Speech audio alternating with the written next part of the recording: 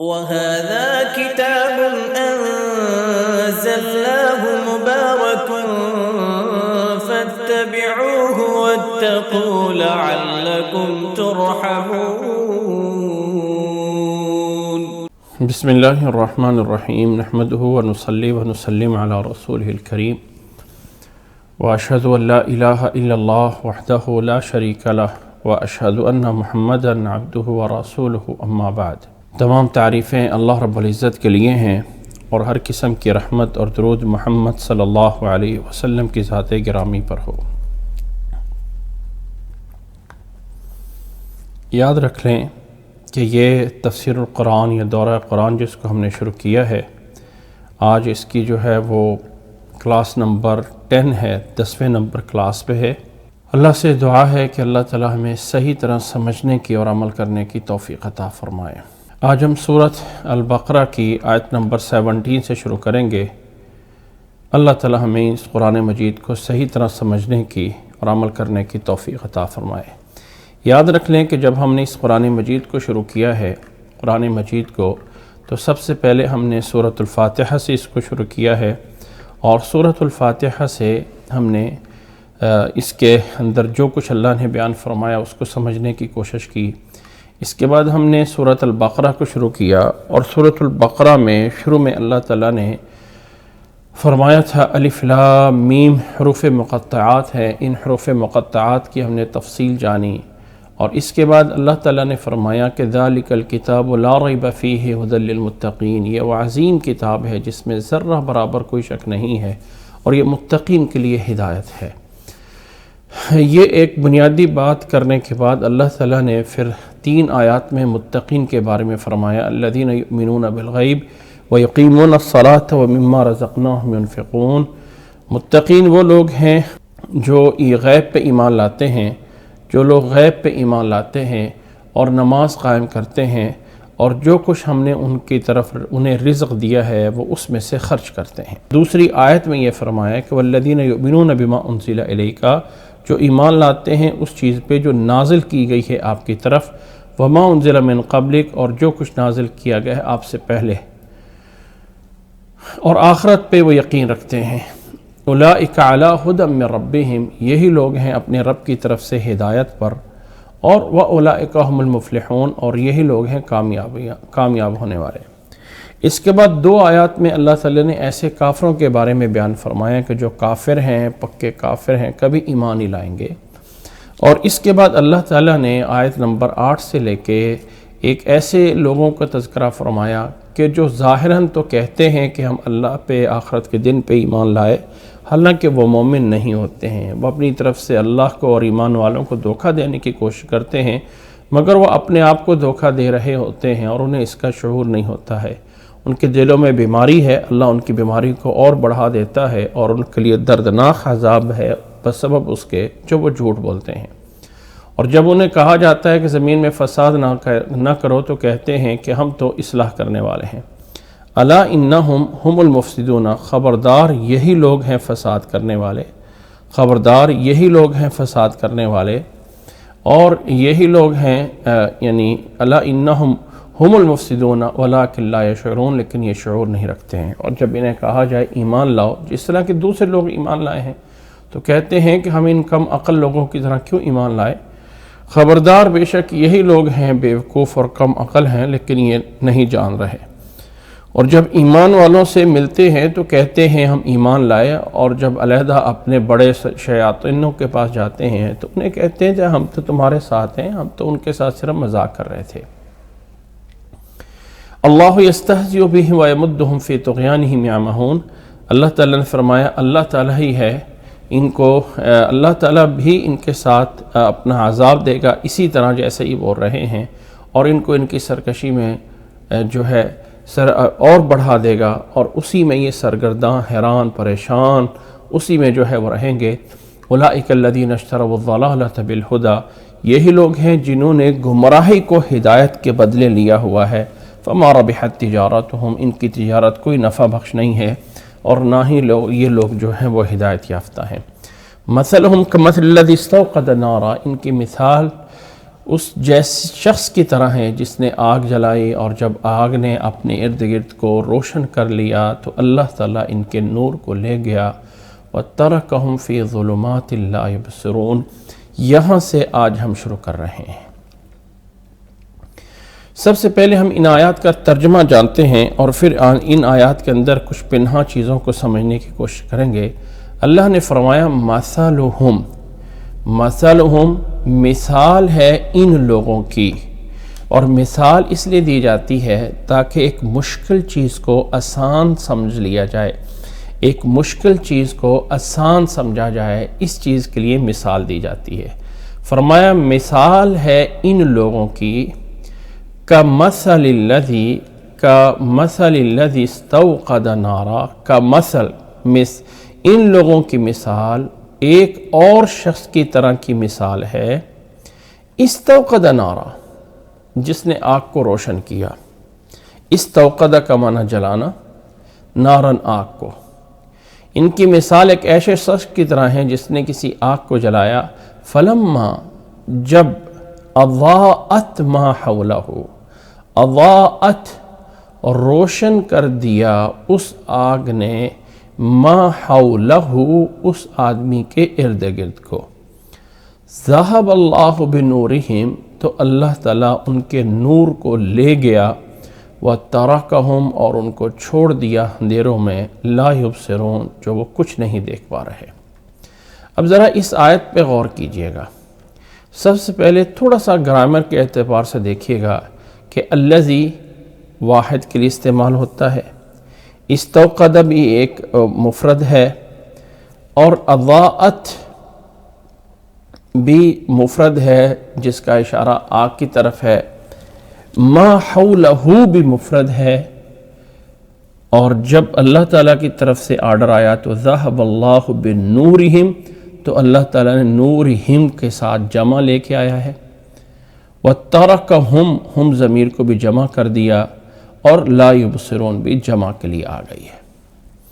قرآن مجید کا یہ ایک ایسا اعجاز ہے، ایک ایسا تنوع ہے جو عام زبان میں یا عام واقع میں اس طرح کے کلام کا بنانا عربی زبان میں ناممکن ہوتا ہے کہ اس طرح کے تنوعات بنا لیے جاتے ہیں، ایک متنوع کلام کہ جس کے اندر یہ ضمیر واحد کی، یہ جمع کی، یہ واحد کی اور یہ جمع کی، اور پھر اس کو اس انداز سے پرویا جاتا ہے کہ اللہ تعالیٰ کا کلام ہے اور کوئی بندہ اس طرح کا کلام بنا نہیں سکتا ہے۔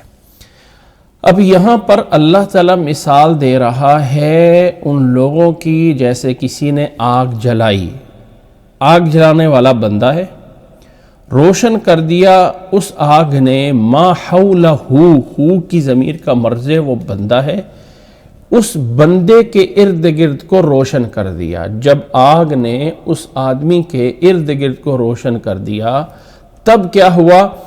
ذہب اللہ، لے گیا اللہ تعالیٰ ان سب کے نور کو، وترکہم، اور چھوڑ دیا ان کو اندھیروں میں جس میں وہ کچھ نہیں دیکھ پا رہے ہیں۔ اس کے بعد اگلی آیت ہے، اگلی آیت میں فرمایا صم بکم عمی فہم لا یرجعون، صم گونگے ہیں، بکم بہرے ہیں، عمی اندھے ہیں، فہم لا یرجعون، یہ کبھی بھی واپس لوٹ کے نہیں آئیں گے، کبھی بھی یہ لوگ واپس نہیں آئیں گے کہ ان لوگوں سے توقع رکھی جائے کہ اب یہ لوگ ہدایت کی طرف آ جائیں گے، تو ایسا نہیں ہے۔ اس کے بعد فرمایا او یا پھر ایسے۔ اب ذرا غور کیجئے گا، مثلہم کمثل الذی میں کاف ہے، اور اسی پہ او کو یا کے معنی میں دے کے، اور یہی کاف جو یہاں کا مثل پہ ہے دوبارہ لائے گا، مثال ہے ان لوگوں کی اس آگ جلانے والے کی طرح، یا مثال ہے ان لوگوں کی کصیبن، جیسے کہ بارش ہے، کصیبن جیسے کہ کوئی بارش ہو، من السماء آسمان سے، فیہ ظلمات اس بارش میں اندھیرے ہے، ورعد اور اس میں جو ہے وہ کڑک ہے، وبرق اور اس میں بجلیاں ہیں، یجعلون اصابعہم فی آذانہم، یہ لوگ اپنی انگلیاں جو ہے وہ ڈال رہے ہیں اپنے کانوں میں، من الصواعق ان چیخوں سے اور ان آوازوں سے بچنے کے لیے اپنی انگلیاں جو ہے وہ کانوں میں ڈال رہے ہیں، حذر الموت، موت سے ڈرتے ہوئے۔ واللہ محیط بالکافرین، اور اللہ تعالیٰ کافر قوم کو گھیرے میں لیے ہوئے ہے کہ وہ اللہ کے کنٹرول سے باہر نہیں جا سکتے۔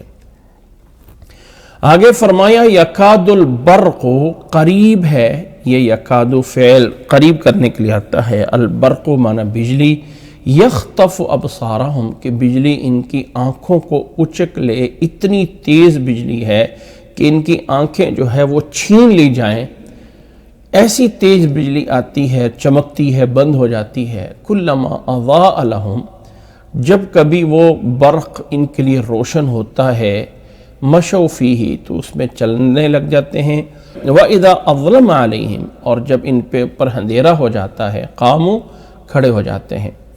وَلَوْ شَاءَ اللَّهُ لَذَّهَبَ بِسَمْعِهِمْ، اللہ تعالیٰ چاہے تو ان کے کانوں کو بھی اور ان کی آنکھوں کو بھی لے جائے اور سلب کر لے۔ ان اللہ علی کل شیء قدیر، اللہ تعالیٰ ہر چیز پر قادر ہے۔ یہ ہیں ان چیزوں کا ایک لفظی ترجمہ، سمجھ لیجئے ان آیات کا۔ اب ذرا معنی اور مفہوم سمجھیے۔ یہاں پر پہلے میں وہ عام بات بتاتا ہوں جو عام مفسرین جس کی تفسیر کرتے ہیں، اور پھر اس میں باریک چیز بتاؤں گا۔ اس میں چند ایک چیزیں میں الگ الگ کر کے بتاؤں گا۔ نمبر ایک، یہ دو قسم کی مثالیں ہیں۔ ایک ہے ایسے منافقین جو کہ بالکل ہی کافر ہیں اور ان کے واپس آنے کا کوئی امکان نہیں، ایک قسم کے منافق وہ ہیں۔ دوسرے قسم کے منافق وہ ہیں کہ جو اتنے پریشان ہیں کہ ادھر جائیں یا ادھر جائیں، کھڑے وہ ادھر اسی کنارے پہ ہیں، الٹے والے کنارے پہ اور غلط کنارے پہ کھڑے ہیں، لیکن پریشان ہیں کہ اب ہم ادھر جائیں یا ادھر جائیں، اور اسی پریشانی میں ہیں۔ اللہ تعالیٰ نے فرمایا اللہ تعالیٰ اس حال میں ان کو اور پریشان کیے ہوئے ہے، اللہ تعالیٰ چاہے تو ان کے کانوں کو اور سب کو سلب کر لے۔ تو پہلی مثال اس طرح بیان کی گئی، مثلہم کمثل الذی استوقد نارا، ایک انسان نے آگ جلائی روشنی لینے کے لیے۔ جب اس آگ نے اس بندے کے ارد گرد کو روشن کر دیا تو اس کے دیکھنے کی جو صلاحیت تھی وہ اللہ نے چھین لی اور اندھیروں میں رہ گیا اور وہ کبھی نہیں دیکھیں گے۔ اللہ تعالیٰ نے فرمایا ہے کہ یہ ایسے منافقین جن کی روشنی کے لیے اللہ تعالیٰ نے شریعت کو بھیجا، اور جب وہ شریعت روشن ہو گئی، اب اس سے فائدہ اٹھانا تھا تو یہ لوگ اس سے جو ہے وہ پھر گئے، اور وہ روشنی جو ان کو جس میں انہوں نے چلنا تھا اس روشنی کو انہوں نے چھوڑ دیا۔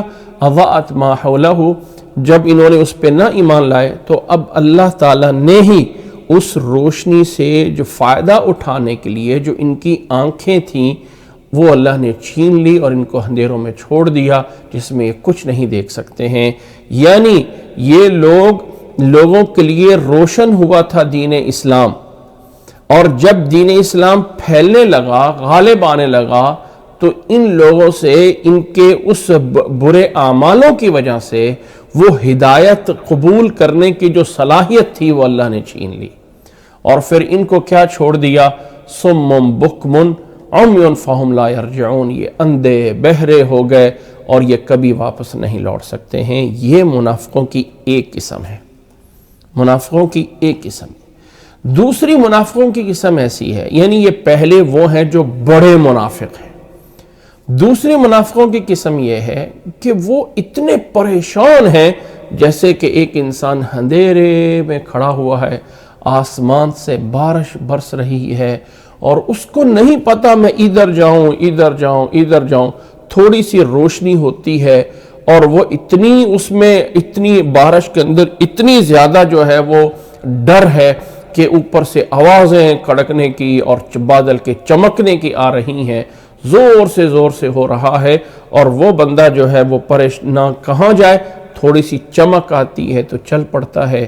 کہ یہ منافق لوگوں کا ایک گروہ ایسا پریشان ہے کہ یار یہ اسلام میں بھی اتنا کچھ آ رہا ہے، ادھر سے یہ کفر بھی ہم کہاں جائیں؟ تھوڑا سا اپنا فائدہ دیکھتے ہیں تو اسلام کی طرف بڑھ جاتے ہیں، اور جیسے ہی سمجھ جاتا ہے کہ کوئی سختیاں ہونے لگی ہیں تو پیچھے ہٹ جاتے ہیں۔ اللہ تعالیٰ نے فرمایا کہ یہ لوگ اللہ کے کنٹرول میں، اللہ کے قبضے سے باہر نہیں ہیں۔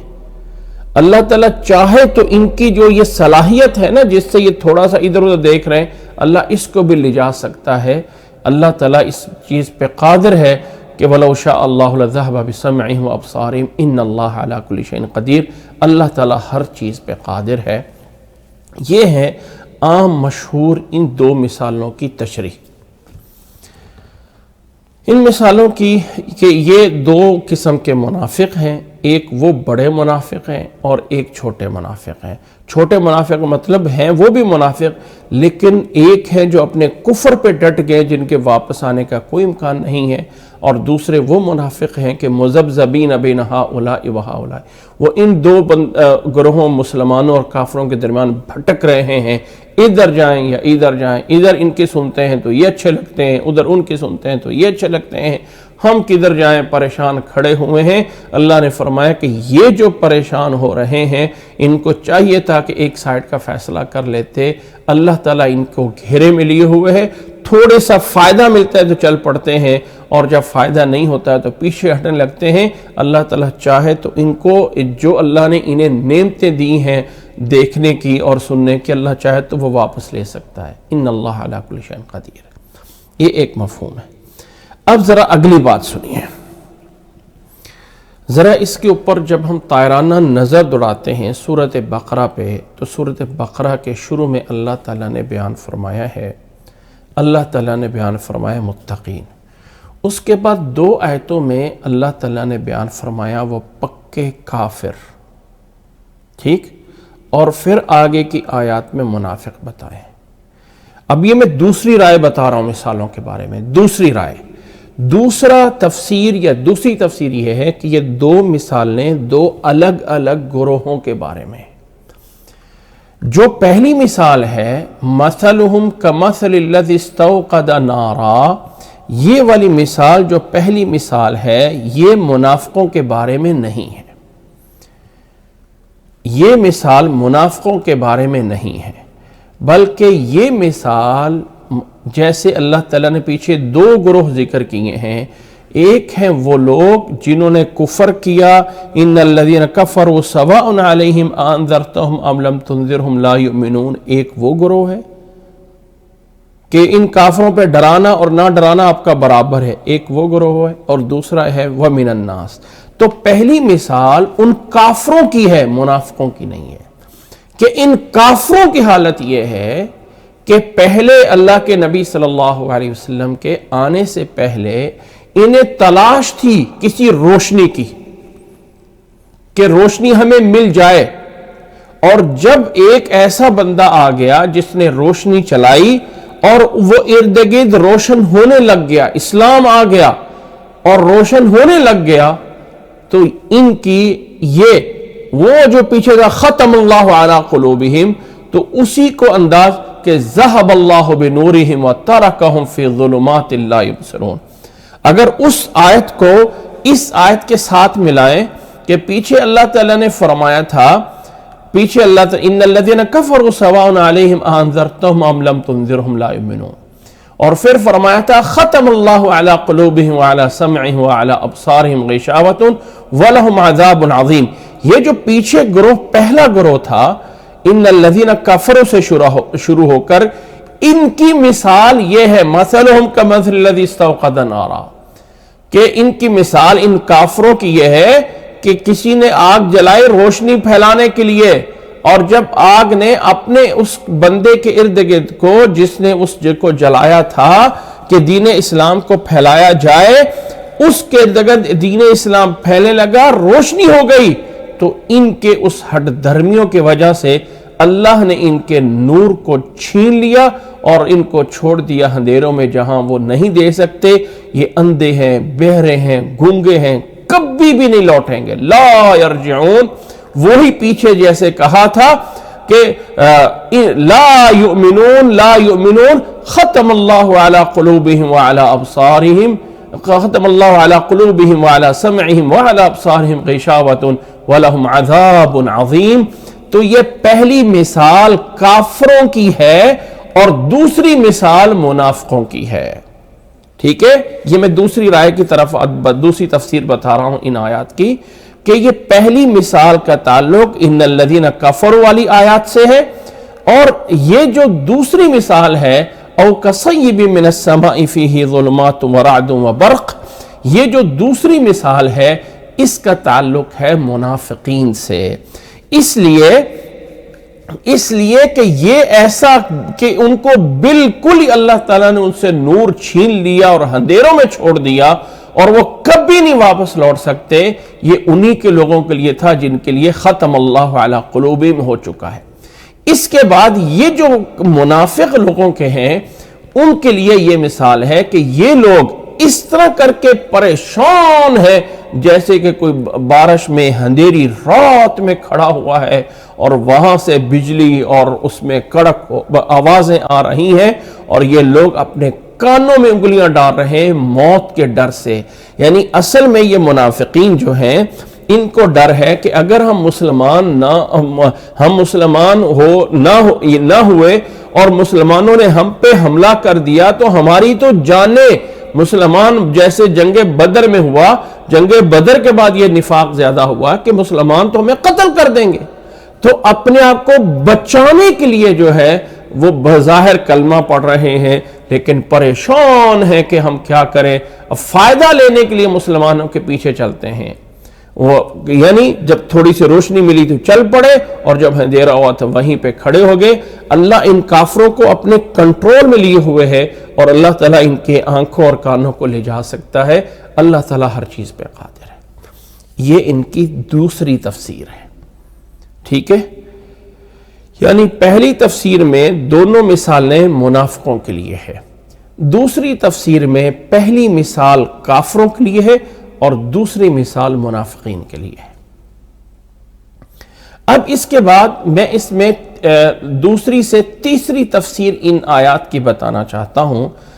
ان میں سے تیسری آیات، تیسری تفسیر، اور اس پہ ذرا غور کر لیجئے کہ یہاں پہ سورۃ بقرہ کے شروع میں منافقوں کا ذکر ہی نہیں ہے، بلکہ یہاں پہ جو ذکر ہو رہا ہے یہ صورت اگر آگے چل کے اس کے اسلوب کو دیکھو تو شروع میں متقین کے بعد پھر چند لوگوں کی صفتوں کے بعد پھر اس صورت میں لمبا کلام چلتا ہے بنی اسرائیل پہ.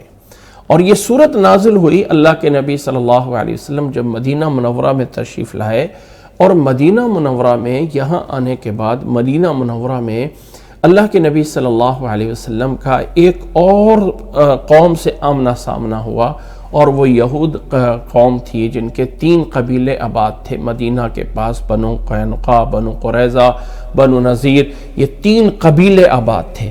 تو اللہ کے نبی صلی اللہ علیہ وسلم نے جب ان لوگوں کو سمجھانا چاہا تو ان آیات میں کہ منافقوں کا نام نہیں لیا گیا ہے، صفتیں کی گئی ہیں. تو ابھی یہ صفتیں کن کے بارے میں ہو سکتی ہیں؟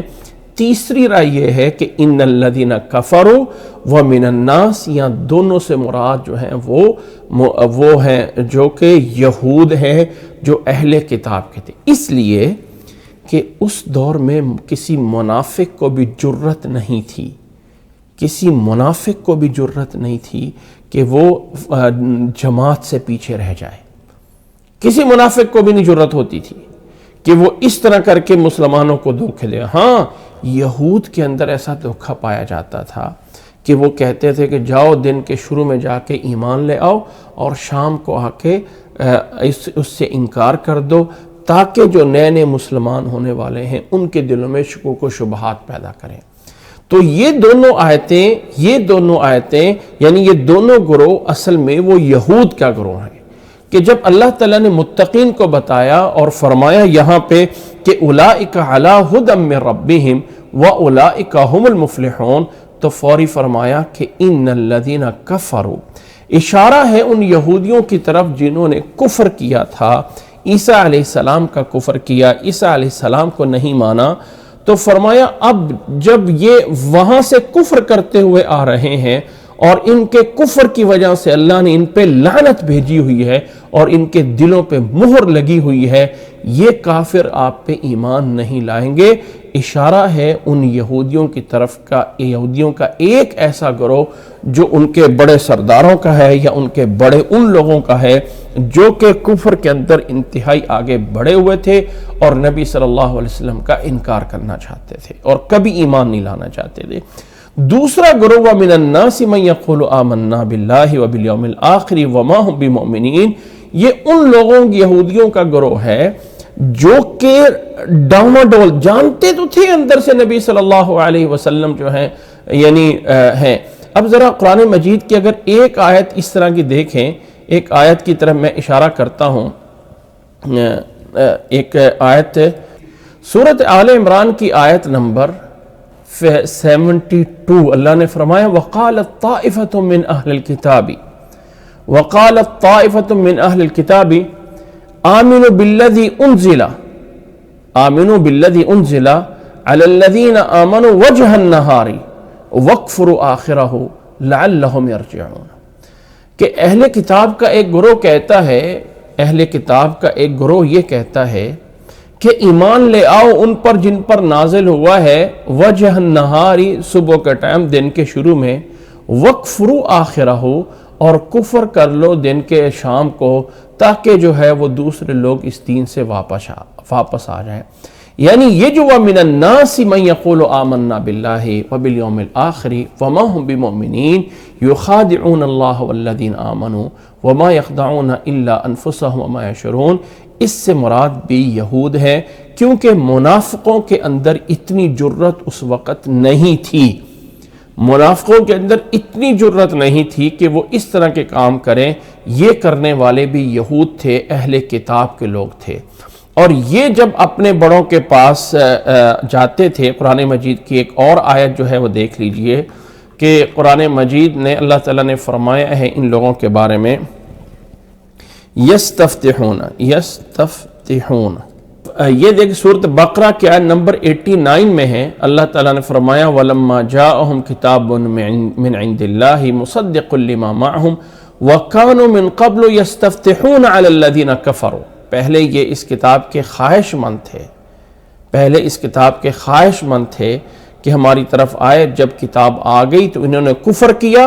فَلَعْنَةُ اللَّهِ عَلَى الْكَافِرِينَ، لعنت ہے ان کافروں پہ، لعنت ہے ان کافروں پہ۔ اور اس طرح کر کے اور بھی بہت ساری آیات میں اشارے موجود ہیں۔ الغرض کہ یہ دوسرا گروہ وَمِنَ النَّاسِ مَن يَقُولُ سے، یہ دونوں گروہ ہی یہود کے ہیں، منافقین اتنی جرت میں نہیں تھے۔ اب آگے یہ جو مثال ہے، پہلی مثال، یہ جو پہلی مثال ہے یہ ان یہودیوں کے بارے میں ہے کہ نبی صلی اللہ علیہ وسلم کے آنے سے پہلے وہ لوگ انتظار کرتے تھے کہ ایک آنے والا ہے، ہمارا نبی آنے والا ہے، اور عربوں پہ جو ہے فخر کیا کرتے تھے کہ وہ اس آگ کی یعنی اس نور کی انتظار میں تھے کہ جب وہ روشن ہو گیا، جب وہ روشن ہو گیا، اس نے روشن کر دیا، تو یہ لوگ جو ہے وہ اندھے اور بہرے ہو گئے، اپنی ضد میں آئے تو اللہ نے ان کے نور کو چھین لیا، اور یہ پہلے جن ظلمات میں موجود تھے اللہ نے انہی میں وَتَرَكَهُمْ فِي ظُلُمَاتٍ لَا يُبْصِرُونَ، انہی ظلمات میں یہ کچھ نہیں دیکھتے۔ یہ وہی ہے ختم اللہ والے صُمٌّ بُكْمٌ عُمْيٌ فَهُمْ لَا يَرْجِعُونَ۔ تو یہ یہود کا پہلا گروہ ہے، اور یہود کا دوسرا گروہ یہ ہے او کصیب من السماء فیہ ظلمات ورعد وبرق، کہ یہود کا یہ دوسرا گروہ وہ ہے کہ جو پریشان تھے یہودی، انہیں پتا تھا، اللہ تعالیٰ نے قرآن مجید میں فرمایا ہے یعرفونہ کما یعرفون ابناءہم، کہ وہ نبی صلی اللہ علیہ وسلم کو اتنا ہی جانتے ہیں، اتنا جانتے ہیں جتنی اپنی اولاد کو جانتے ہیں۔ تو جانتے تھے، لیکن اب حالات ایسے ہوئے کہ وہ ایک اس پریشانی میں کھڑے ہوئے کہ ہم مسلمان ہوں یا نہ ہوں۔ ایک ایسے بارش میں، اندھیرے میں، ہر طرف سے وہ کڑک آ رہی ہے اور اس بجلی گرج رہی ہے۔ فائدہ تھوڑا سا ہوتا ہے تو آگے یعنی جب دیکھتے ہیں تھوڑا سا فائدہ تو آگے بڑھنے کی کوشش کرتے ہیں اور پھر پیچھے ہٹ جاتے ہیں۔ اللہ تعالیٰ ان کافروں کو گھیرے میں لیے ہوئے، اللہ تعالیٰ ان کے سماعت اور ان کی بصارت کو لے جا سکتا ہے، اللہ تعالیٰ ہر چیز پہ قادر ہے۔ یہ تین انداز سے یہ تفسیریں ہیں۔ ایک یہ ہے کہ عام جس پہ جمہور مفسرین بات کرتے ہیں کہ ان الذین کفروا والی آیات کافروں کے بارے میں ہے، وَمِنَ النَّاسِ مَن يَقُولُ آمَنَّا منافقین کے بارے میں ہے، مَثَلُهُمْ كَمَثِلِ الَّذِي اسْتَوْقَدَ نَارًا یہ منافقوں کی پہلی مثال ہے، او کصیب یہ منافقوں کی دوسری مثال ہے۔ یہ عام جمہور کی یہ تفسیر موجود ہے۔ اس کے علاوہ مفسرین کی ایک رائے یہ بھی ہے کہ اسی طرح کر کے بات ایسے ہی ہے، لیکن مثلہم کمثل الذی استوقد والی مثال کافروں کی ہے، یعنی پیچھے اللہ نے دو گروہ ذکر کیے ہیں نا، ایک ان الذین کفروا اور دوسرا ومن الناس منافقوں کا، تو پہلی مثال کافروں کی ہے اور او کصیب والی مثال منافقوں کی ہے۔ یہ ہے کہ دوسری رائے۔ تیسری رائے یہ ہے کہ پہلی آیات بھی یہود کے بارے میں ہیں اور دونوں مثالیں یہود کے بارے میں ہیں، اور یہود کے اندر ہی دو گروہ تھے۔ ایک ایسے ہیں جو موسیٰ علیہ السلام سے چلتے ہوئے ہٹ دھرم ہیں، عیسیٰ علیہ السلام پہ بھی ایمان نہیں لائے، اللہ نے ان کے اوپر مہر لگا دی ہے۔ ہاں محمد صلی اللہ علیہ وسلم سے پہلے وہ انتظار کرتے تھے کہ ایک آنے والا ہے نبی اور ہم تم پہ غالب آ جائیں گے، جب وہ روشنی آئی تو اس کا انہوں نے انکار کر دیا۔ اللہ تعالیٰ نے فرمایا کہ یہ ختم اللہ علی قلوبہم، اندھے بہرے ہو گئے اور کبھی نہیں لوٹیں گے۔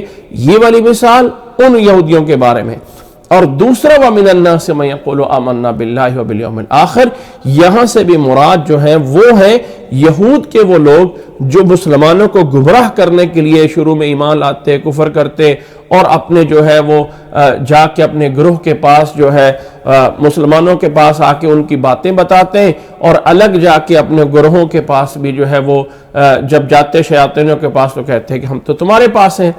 تو یہ والی مثال، دوسری مثال ان یہودیوں کے بارے میں ہے جو اس پریشانی میں تھے کہ ہم مسلمان ہوں یا نہ ہوں، لیکن وہ رہے کافر ہی، اور اللہ تعالیٰ ان کافروں کو گھیرے میں لیے ہوئے ہیں۔ یہ ہے تین طرح کی رائے موجود ہیں ان آیات کے بارے میں، اور اگر اس کو فائنل کیا جائے، تھوڑا سا اس کے اوپر اور تحقیق کی جائے، تو ہو سکتا ہے کہ یہ سارے لوگ ہی مراد ہوں، کیونکہ کسی کا نام تو اللہ نے نہیں نہ لیا ہے۔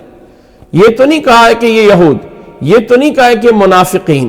اس لیے اس دور میں جو بھی یہ صفات رکھنے والے لوگ تھے، جو کفر میں بڑے ہوئے تھے، خواہ وہ یہود ہوں یا دوسرے کافر ہوں، اسی طرح اس طرح کی روش میں جانے والے، خواہ وہ یہود ہوں یا منافقین ہوں، اس طرح کے تمام گروہوں کے لیے اللہ تعالیٰ ہمیشہ صفات پہ حکم لگاتا ہے، نام لے کے نہیں کہا کہ اے اہل کتاب کے لوگوں تم یہ حرکت کر رہے ہو، اور یا اے کافروں تمہاری حرکتیں کر رہی ہیں۔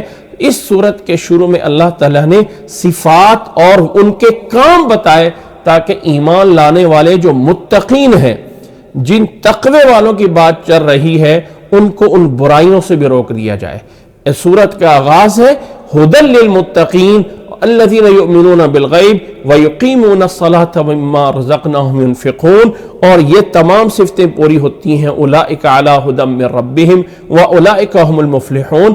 ان تک ان لوگوں کو اب مزید تنبیہ کی جا رہی ہے کہ یہ تمہارے لیے سلبیات نیگیٹو لوگ ہیں، ان سے بچ جاؤ، اور ان نیگیٹو لوگوں کو صفات سے کیا گیا، ان میں یہود بھی آ گئے، ان میں کافر بھی آ گئے، ان میں جو ہے وہ منافق بھی آ گئے۔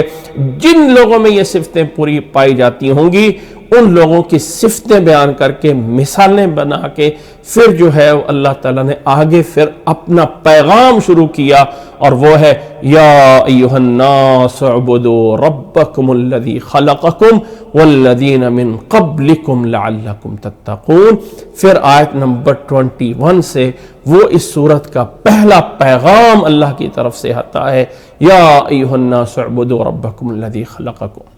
تو امید ہے کہ یہ بات سمجھ آگئی ہوگی کہ یہ تین انداز سے ہمیں ان آیات کو سمجھنا ہے، تین انداز سے ان کو سمجھنا ہے۔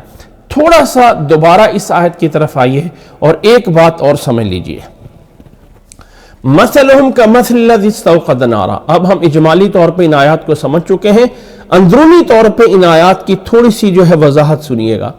ان مثال ہے ان لوگوں کی جیسے کہ مثال ہے ان لوگوں کی، فرمایا مثال ہے ان لوگوں کی کمثل الذی استوقد نارا، جیسے کہ کسی نے آگ جلائی اور جب از آگ نے روشن کر دیا ما حولہ اس جلانے والے کے ارد گرد کو، تو ذہب اللہ بنورہم. اب سوال جو میں نے شروع میں کیا تھا کہ اگرچہ الذی مفرد کے لیے ہے، استوقد مفرد کا صیغہ ہے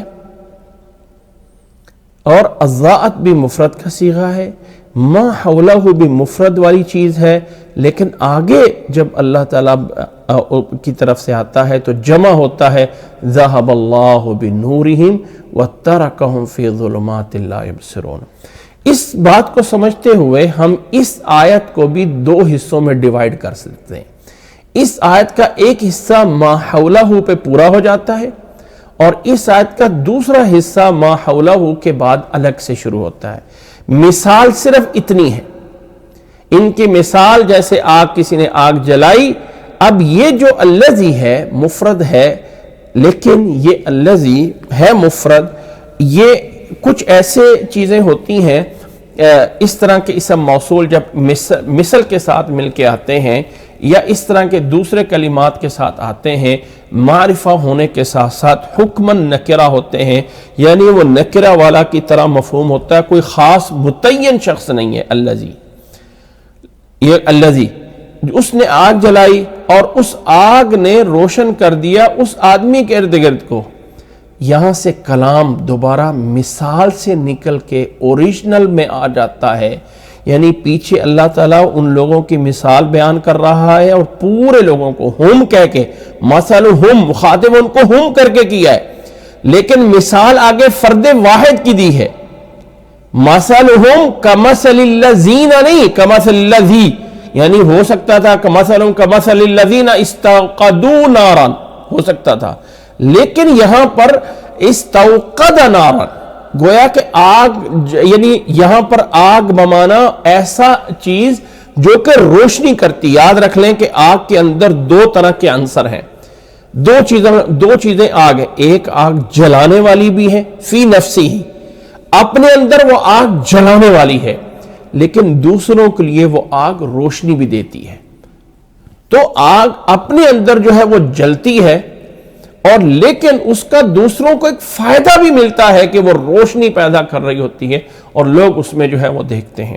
گویا کہ اگر ہم اس کو اس انداز سے معنی لے لیں کہ جب وہ ایک ایسی نورانیت شخصیت آئی جس شخصیت نے آگ اور نور پھیلایا، تو اس وقت اللہ نے ان کی چھین لی سمع بصارت کو، تو اللہ تعالیٰ نے ان کے نور کو چھین لیا. اب ذہب اللہ بنورہم میں آ کر آیت مثال میں نہیں بلکہ اوریجنل میں آ گئی کہ ان کے لیے مثال ان کی کہ ان کے لیے روشنی جلائی گئی تھی، اور جب ان کے لیے روشنی جلائی گئی تو انہوں نے گویا کہ یہاں پر ما حولہ کے بعد ایک مفہوم ہے جو پوشیدہ ہے، اور وہ پوشیدہ یہ ہے کہ ان کے لیے اللہ تعالیٰ کی طرف سے نور آیا.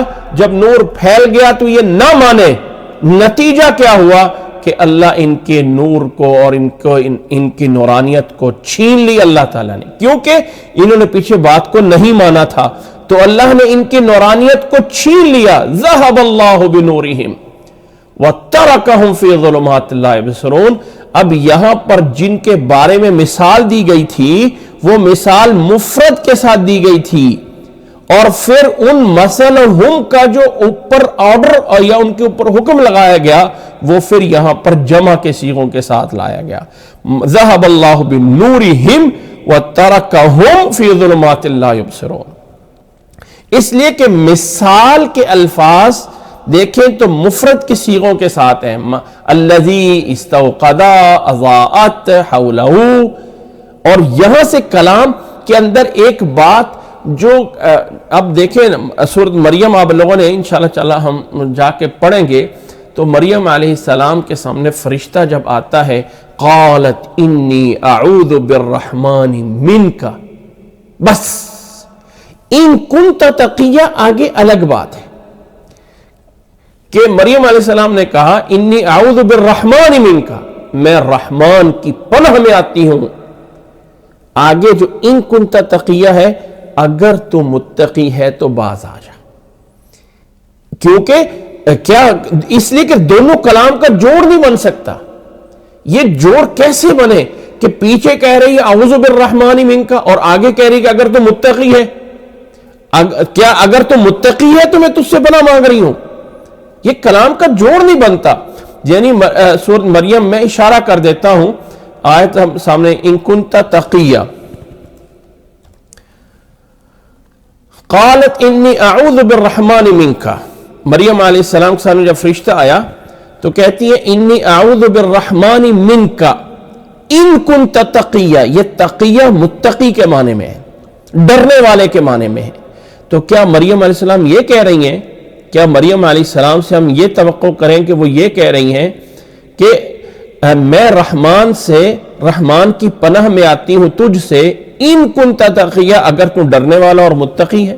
نہیں، وہ تو یہ کہنا چاہتی ہے کہ اگر تم برا انسان ہے تو میں تیرے سے، اگر تم مجھے نقصان دینے کے لیے آیا ہے تو میں رحمان کی پناہ مانگ رہی ہوں تجھ سے.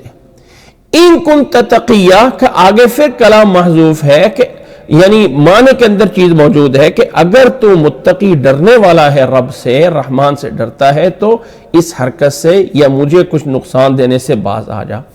تو من کا اور ان کنت تقیہ میں دو الگ الگ کلام ہیں.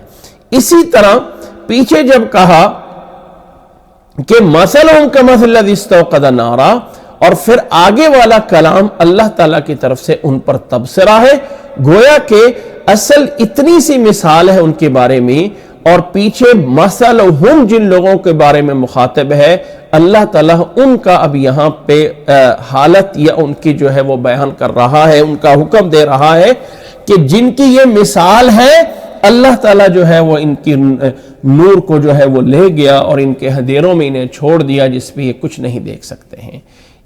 اور پھر ان کے بارے میں ہے صم بکم عمی فہم لا یرجعون، یہ جو ہے وہ گونگے بہرے ہوں گے، اندھے ہوں گے اور کبھی واپس نہیں لوٹ سکیں گے. یعنی یہ مفرد کے الفاظ یہاں سے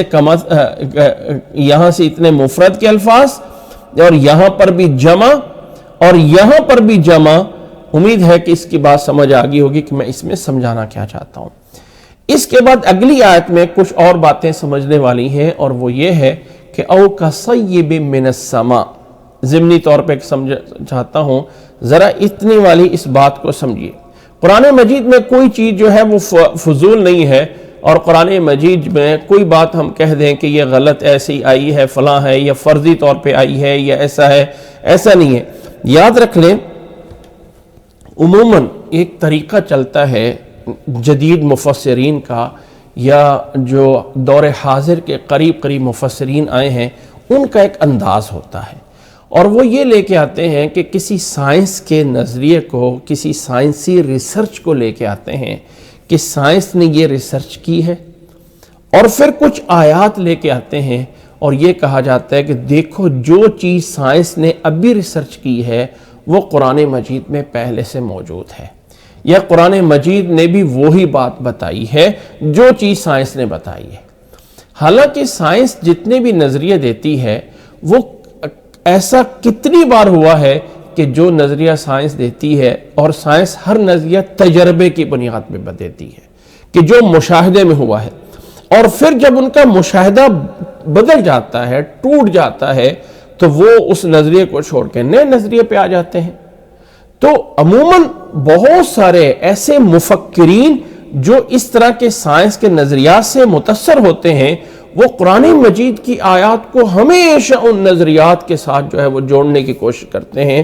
اور ہم چونکہ پہلے اپنے نظریے میں دیکھیں، قرآن مجید ایک ایسی کتاب ہے کہ اس کو سمجھنے کے لیے اللہ تعالیٰ نے قرآن مجید میں بار بار کہا نا، اس میں تدبر کرو، غور کرو، فکر کرو. وہ جو تدبر فی القرآن ہے، افلا یتدبرون القول، کہ اس میں غور و فکر کیوں نہیں کرتے ہیں، تو اس تدبر کا معنی یہ نہیں ہے کہ آپ پہلے ایک سوچ بنا لیں اور پھر اس سوچ کی جو ہے وہ آپ کہیں کہ قرآن مجید تصدیق کر رہا ہے، یہ جائز نہیں ہے۔ اب اگر آپ اس آیت کو او کصیب کو او کصیب من السماء کو آپ کو نہیں پتا، دنیا میں آپ الف سے بے نہیں پڑھے ہوئے ہیں، کچھ نہیں آپ کو آتا ہے، آپ سائنس کے بارے میں کچھ نہیں جانتے ہیں، اور آپ کے سامنے یہ آیت آتی ہے او کصیب من السماء فیہ ظلمات ورعد، ان کی مثال ایسی ہے کہ جیسے آسمان سے بارش آ رہی ہو، آسمان سے تیز بارش، سیب کہتے ہیں تیز بارش کو، اور ہماری سائنس یہ کہتی ہے کہ یہ جو بارش کا پانی آتا ہے یہ آسمان سے نہیں آتا ہے، یہ بادلوں سے آتا ہے، اور وہ ایسے تجربات بھی پیش کرتے ہیں کہ بادل سے اوپر ہم جاتے ہیں تو بارش نہیں ہوتی ہے، اور بادلوں سے نیچے ہوتے ہیں تو بارش آ رہی ہوتی ہے۔ تو یہ بادل کیسے بنتے ہیں؟ یہ بادل ایسے بنتے ہیں کہ یہ جو دنیا کے اوپر جو ہے اتنے فیصد یعنی دگنا پانی ہے، تو اس میں سے بخارات اٹھتے ہیں، وہ جو ہے پانی کے جو بخار اٹھتے ہیں وہ اوپر ایک ایسے سطح میں جاتے ہیں کہ وہاں جا کے وہ بادل بن جاتے ہیں، اور وہ بادل وہاں سے چل کے پھر کسی علاقے میں جو ہے وہ ان سے بھاری ہو جاتے ہیں اور وہ برسنا شروع کر دیتے ہیں۔ ایک سوال یہ ہے کہ جتنا پانی ان بارشوں میں ہوتا ہے، کیا کوئی جہاز، کیا کوئی دنیا کا ایسا جہاز اتنا بڑا پانی اٹھا سکتا ہے؟ کبھی بھی نہیں اٹھا سکتا۔ جتنا بارشوں میں پانی آتا ہے اتنا پانی کوئی اوپر لے جا سکتا، اللہ تعالیٰ کے اس نظام کے بغیر کوئی نہیں لے جا سکتا۔ اور پھر اس اتنے پانی کے بارے میں کہ وہ پانی جو ہے وہ آسمان سے یعنی وہ زمین سے گیا ہوا ہے اور واپس بادلوں سے زمین پہ آ رہا ہوتا ہے، قرآن مجید نے ایسا کبھی نہیں اشارہ دیا۔ اب آپ کہیں کہ سائنس کہتی بادلوں سے آ رہا ہے، بھئی قرآن مجید کہتا ہے سیب من السماء، آسمان سے آتا ہے، تو بھئی ہم اوپر جہاز میں ایئرپلین میں جا کے دیکھا ہے، نیچے بارش ہے بادلوں سے اوپر بارش نہیں، ہاں ہو سکتا ہے، لیکن وہ بادل پانی کہاں سے لے کے آئے ہیں؟ ہو برس پانی بادلوں سے رہا ہے، وہ بادل اپنا پانی کہاں سے لے کے آئے ہیں؟ ہاں کیا وہ اپنا پانی، یہ والا پوائنٹ کہ ان سے پانی نیچے برس تو نیچے رہا ہے، تو ان کے اندر پانی زمین سے بخارات بن کے گیا ہے، اس کے بارے میں کتنی ریسرچ ہے؟ اس کے بارے میں کیا اتنے بخارات جمع ہو جائیں کہ وہ پانی ٹنوں کے حساب سے وہاں پہ کھڑا ہوا ہو، کلو اور جو ہے وہ من تو دور گئے، کتنے ٹن، کتنے ٹریلین ٹن یا کتنے جو ہے وہ ایسے ہو جائیں کہ اتنے ٹنوں میں پانی وہاں پہ ہو اور پھر وہ زمین پہ آ کے برس جائے، اتنا پانی نیچے بخارات کی شکل میں گیا ہوا ہے، اس بارے میں تو ڈاؤٹ ہو سکتا ہے نا۔ یاد رکھ لیں یہ انشاءاللہ تعالی ساتھ ساتھ باتیں چلیں گی، اور انشاءاللہ تعالی قرآن مجید کو کبھی بھی قرآن مجید محتاج نہیں ہے کہ سائنس کے نظریات اس لیے پیش کیے جائیں کہ قرآن مجید قرآن مجید کی تصدیق کے لیے نہیں، قرآن مجید کو سمجھا جائے گا بغیر کسی سوچ اور نظریے کے، بغیر کسی سوچ اور نظریے کے۔ یہ نہیں ہے کہ کسی نظریے کو کہا جائے قرآن مجید بھی دیکھو ویسے کر رہا ہے۔ قرآن مجید نے ہمیشہ جتنی بھی بارش ہے اس کو، بارش کو آسمان کے ساتھ اٹیچ کیا ہے، کہیں بھی اس کو جو ہے وہ زمین کے پانی کے ساتھ نہیں اٹیچ کیا۔ جتنے بھی بادل ہیں ان کو یہی کہا ہے کہ ان کا پانی بھی آسمان سے آ رہا ہے۔ اور ویسے میں آپ کو یہ بات انشاءاللہ تعالی ڈیٹیل میں مختلف جگہوں پہ آئے گی، آسمان جو ہے نا، آسمان اس میں بھی پانی ہے۔ اس کائنات کو جب اللہ تعالیٰ نے بنایا ہے تو کان عرشہ علی الماء، اس کائنات کو بنانے سے پہلے اللہ کا عرش پانی پہ تھا، اللہ کا عرش پانی پہ تھا، گویا کہ پانی کا ایک بلبلہ سا ہے اور اس کے اندر یہ ہماری کائنات پوری کی پوری موجود ہے، اور اوپر بھی پانی ہے نیچے بھی پانی ہے۔ اللہ تعالیٰ کی یہ کرسی عرش پہ تھا، پانی پہ تھا، پھر اللہ تعالیٰ نے آسمان کو بنایا، زمینوں کو بنایا، اور یہ کائنات جو بنی ہے جیسے ہمیں ایک سائنس کہتی ہے کہ ایک بگ بینگ ہوا، ایک بڑا کا سارا جو ہے وہ کوئی دھماکہ ہوا اور کائنات مارز وجود میں آ گئی، اور پھر ہم اس نظریے کو قرآن مجید کی آیات سے سپورٹ کرنے کی کوشش کرتے ہیں. دیکھو جی یہاں پہ انفجرت اور انفطرت اور فلاں فلاں، دیکھو اس سے مراد وہ ہے، اس سے مراد وہ ہے، اس سے مراد وہ ہے. نہیں، اللہ تعالیٰ نے اب آسمانوں کو وَالسَّمَاءَ بَنَيْنَاهَا بِأَيْدٍ، اللہ نے فرمایا ہم نے اپنے ہاتھوں سے آسمان کو بنایا ہے. اور اس کائنات کا مرکز قرآن مجید میں دو چیزیں ہیں، ایک آسمان ہے اور ایک زمین ہے.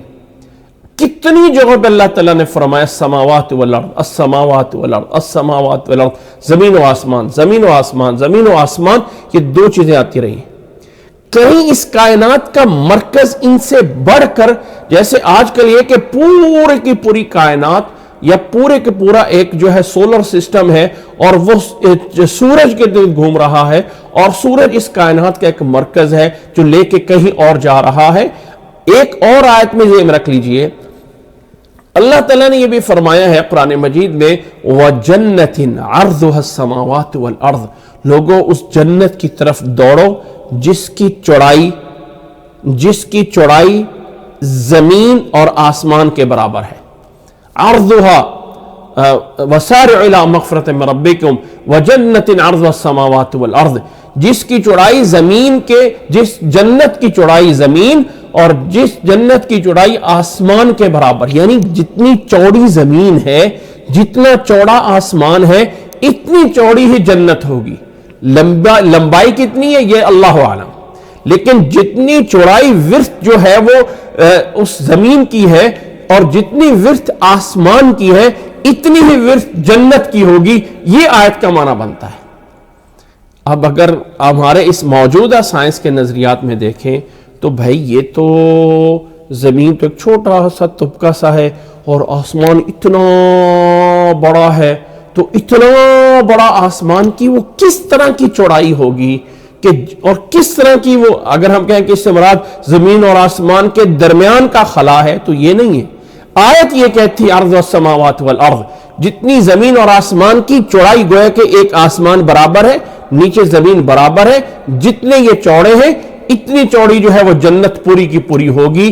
یہ آیت معنی دیتی ہے. صرف یہاں پہ بتانا مقصد صرف یہ ہے کہ قرآن مجید اس چیز کا محتاج نہیں ہے، جیسے کہ کچھ جدید مفکرین قرآن اور سائنس کو اس طرح کر کے آپس میں ملا رہے ہیں کہ قرآن سائنس کے فلاں نظریے کی تصدیق کر رہا ہے یا سائنس کا فلاں نظریہ قرآن مجید کی تصدیق کر رہا ہے، جبکہ سائنس ایک مشاہدے کی بنیاد پہ چل رہی ہے. اور قرآن مجید جو ہے وہ ہمیں پہلی آیت میں بتاتا ہے الذین یؤمنون بالغیب، ایمان وہ ہے جو غیب پہ ایمان لانا ہے، جو اللہ نے کہہ دیا. اگر اللہ نے کہا ہے سیب من السماء، من السماء یا من تحت السماء نہیں، وہ سیب ہوگی آسمان سے. اس کا کوئی اور معنی ہم کیا کریں گے؟ تو ہم کہیں گے آمنا و صدقنا. کیفیت کیا ہے اللہ اعلم.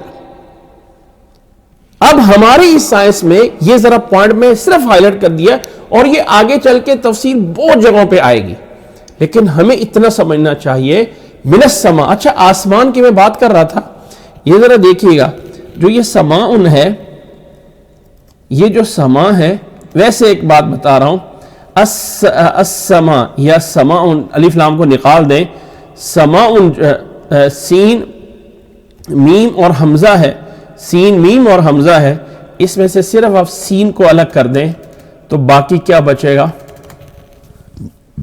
عربی میں پانی کو بھی ماؤن ہی بولتے ہیں، پانی کو بھی ماؤن ہی بولتے ہیں.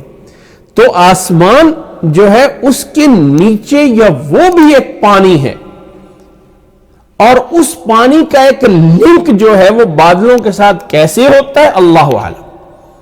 یہ کہنا کہ یہ ایک حتمی بات ہو گئی ہے، اور ہمارے ہاں ایک یہ ہے کہ جو سائنس نے ہمیں ایک نظریہ دے دیا ہے وہ تو فائنل ہے، وہ تو غلط ہو ہی نہیں سکتا، وہ تو غلط ہو ہی نہیں سکتا. وہ ہمیں کہاں سے غلط ہو سکتا ہے؟ وہ ہم سوچتے ہیں وہ غلط ہو ہی نہیں سکتا. ہمیں کسی نے بتا دیا کہ سائنسدانوں نے اس کائنات کے اندر بلیک ہول دیکھے ہیں، وہ بلیک ہول میں کوئی جا سکتا ہے؟ نہیں جا سکتا۔ اس کے اندر کوئی چیز گئی واپس آ سکتی؟ نہیں آ سکتی۔ اچھا وہ دکھنے میں نظر آتے ہیں؟ نہیں آتے ہیں۔ بس ایک نظریہ قائم ہوا چند ایک اشاروں کی بنیاد پہ، اور دنیا کے سب لوگوں نے مان لیا کہ اس کائنات میں کچھ بلیک ہولز ہیں، اور وہ ہولز پتہ نہیں کہاں سے نکلتے ہیں اور کہاں جاتے ہیں، اور ان کے اندر جا کے دنیا کی کوئی چیز بھی جا کے غائب ہو جاتی جس کا پتہ بھی نہیں چلتا ہے۔ کیا آج تک کسی نے کوئی چیز ڈال کے اس میں سے غائب کی ہے؟ یہ کسی کو نہیں پتا، لیکن ایک نظریہ پیش کیا، سب نے مان لیا۔ قرآن مجید نظریہ پیش کرے اس کے لیے تو بھائی تجربہ چاہیے نا، سب کچھ چاہیے۔ اور اگر ہمارے سامنے کوئی سائنس چیز لا کے بتاتی ہے تو ہم اس کو ایسے ہو جاتا ہے جیسے یہ تو کوئی ایسی چیز آ گئی جس کو جھٹلایا جا ہی نہیں سکتا۔ میں صرف لمبی بات ہو گئی اور بات اس پہ کر رہا تھا کہ قرآن مجید کو جب ماننا ہے تو یہاں پہ ایمان بالغیب مطلوب ہے۔ تو قرآن کے الفاظ یہ ہیں سیب من السماء، آسمان سے پانی۔ تو اگر ہمیں ماننا پڑے کہ پانی آسمان سے نہیں آتا، وہ تو بادلوں سے آتا ہے، اور بادلوں میں پانی کہاں سے آتا ہے؟ وہ زمین کے بخارات لے کے جاتے ہیں۔ تو لازمی نہیں کہ میں اس کو رد نہیں کر رہا، میں کہہ رہا ہوں کہ لازمی نہیں کہ ایسا ہو، اور نہ ہی میں یکدم اس نظریے کو توڑ رہا ہوں، لیکن صرف اس میں غور اور فکر کی دعوت دیتا ہوں کہ ذرا غور کیجئے گا قرآن مجید اس کائنات کے بارے میں کیا بتاتا ہے۔ اللہ تعالیٰ نے نیک لوگوں کے بارے میں فرمایا ہے الذین یتفکرون فی خلق السماوات والارض ربنا ما خلقت ھذا باطلا، کہ اللہ کے نیک بندے وہ ہیں جو اس کائنات پہ غور کرتے ہیں۔ تو قرآن مجید کی آیات کو اگر 5 حصوں میں تقسیم کیا جائے تو 5ویں حصے کی آیات ایسی نکلتی ہیں جو ہمیں اس کائنات کا نظارہ دیتی ہیں۔ آسمان، زمین، سورج، چاند، یہ سب کچھ کیسے ہے؟ ان 5ویں قرآن مجید کے حصے کو ہم سارا کا سارا حوالے کر دیتے ہیں کہ لو ہمیں ناسا نے یہ بتا دیا ہے تو بات ختم، فائنل بات ہوگی، ایسے ہی ہے۔ نہیں، ایسا نہیں ہے۔ بہت سی جگہوں پہ موجود ہے کہ اس سائنس کے نظریات میں ہو سکتا ہے۔ بہرحال ایک اشارہ کرنا تھا کہ اللہ تعالیٰ نے اس مثال میں جب بارش کا ذکر کیا ہے تو سیب من السماء کہا ہے، او کسیب من السماء، یا او کسیب من السحاب نہیں کہا، سحاب نہیں کہا، بلکہ من السماء کہا ہے۔ اللہ تعالیٰ یہ بات ہمیں سمجھنے کی توفیق عطا فرمائے۔ اب ان آیات میں پھر آگے اللہ تعالیٰ نے کہا ہے کہ یہ جو کافر ہیں یہ اس حیران ہے اس بارش میں کھڑے ہوئے، یعنی موت سے ڈر رہے ہیں کہ اگر ہم نہ مانیں گے تو یہ مسلمان ہمیں قتل کر دیں گے، اور اگر ہم مانتے ہیں تو ہم کہاں جائیں گے۔ اس طرح کی پریشانیاں بھی ہیں۔ اللہ تعالیٰ چاہتا ہے، اللہ تعالیٰ وَلَوْ شَاءَ اللَّهُ لَذَهَبَ بِسَمْعِهِمْ وَأَبْصَارِهِمْ، اللہ تعالیٰ اس چیز پہ قادر ہے کہ اللہ تعالیٰ ان کی آنکھوں کو اور کانوں کو لے جا سکتا ہے۔ اب یہاں پر بھی غور کیجئے گا کہ مثال پھر بدل جاتی ہے۔ پیچھے والی آیات میں مثال ایسے چل رہی تھی مَثَلُهُمْ كَمَثَلِ الَّذِي اسْتَوْقَدَ نَارًا، پہلے جمع ذکر کیا لوگوں کا اور مثال مفرد میں دی ہے۔ یہاں پر بھی او کصیب من السماء فیہ ظلمات ورعد، یہاں پر ان کی حالت جمع بیان کیا، یجعلون اصابعہم فی آذانہم۔ یہ جو یجعلون اصابعہم فی آذانہم کو گویا کہ اس میں ایک شدت، یعنی اپنے کانوں میں انگلیاں ٹھوستے ہیں۔ جعل الاصبع فی اذنیہ کا مطلب کان میں انگلیاں ڈالنا نہیں ہے بلکہ دبانا ہے، اتنا دبایا جائے کہ انسان جو ہے اس کا دماغ بھی پھٹنے کا خطرہ ہو جائے۔ یہ ہوتا ہے جعل الاصبع فی اذنہ۔ یہاں پر اللہ نے ان کو جمع ذکر کیا، اور پھر یعنی حالانکہ اس کا لنک بھی پیچھے مثلہم کے ساتھ ہے، مثلہم یہ اور مثلہم کصیب، اور جمع ہونے کے بعد پھر اللہ نے حکم ان پہ جمع لگایا وَلَوْ شَاءَ اللَّهُ لَذَهَبَ بِسَمْعِهِمْ۔ یہاں پر بھی یہ آیت وَلَوْ شَاءَ اللَّهُ لَذَهَبَ بِسَمْعِهِمْ، یہاں پر یہ والا ٹکڑا پھر مثال سے نکل کے حقیقت میں آ جاتا ہے. یہاں تک مثال ہو سکتی ہے یکاد البرق یخطف ابصارہم کلما اضاء لہم مشوا فیہ واذا اظلم علیہم قاموا. یہ والی بات ولو شاء اللہ لذہب بسمعہم وابصارہم، یہ والی مثال نہیں ہے، بلکہ یہ مثال سے ہٹ کر اللہ کا حکم ہے ان لوگوں کے بارے میں کہ اللہ کے اختیار میں وہ موجود ہے. اللہ ان کے سماعت کو اور اللہ تعالیٰ ان کی بصارت کو لے جا سکتا ہے. ان اللہ علی کل شیء قدیر، اللہ تعالیٰ ہر چیز پر قادر ہے. قرآن مجید کا یہ تبصرہ یہاں پر پورا ہوتا ہے تو اب وہ سورۃ بقرہ کا پہلا رب کا پیغام شروع ہوتا ہے. پہلا رب کا پیغام ہے یا ایھا الناس اعبدوا ربکم الذی خلقکم والذین من قبلکم لعلکم تتقون. فرمایا یا ایھا الناس، اے لوگو. اب یہاں پر چونکہ پیچھے ذکر ایمان والوں کا بھی ہے متقین میں، چونکہ پیچھے ذکر جو ہے وہ کافروں کا بھی ہے، اور چونکہ پیچھے ذکر وَمِنَ النَّاسِ مَن يَقُولُ میں منافقین کا یا دوسرے قسم کے کافروں کا بھی ہے، تو آگے پیغام تمام دنیا کے لوگوں کے لیے آتا ہے یا ایھا الناس، اے لوگوں. اور پیچھے ہم پڑھ چکے ہیں کہ الناس جو ہے یہ ناسن جو ہے یہ انسان کی جمع ہے، اور انسان جو ہے یا نسیہ سے ہے یا ان سے نکلا ہوا ہے. فرمایا یا ایھا الناس، اے لوگو. اے لوگو یا حرف ندا ہوتا ہے، اور ایھا تب لایا جاتا ہے جب آگے والے کے شروع میں لام موجود ہے. اگر اس میں الف لام موجود نہ ہوتا تو یا ناسو ہو سکتا تھا، لیکن الناس موجود ہے تو ایھا لایا جاتا ہے یا ایھا الناس. یا ایھا الناس، الناس کے شروع میں الف لام تمام ناس کو جمع کر رہا ہے.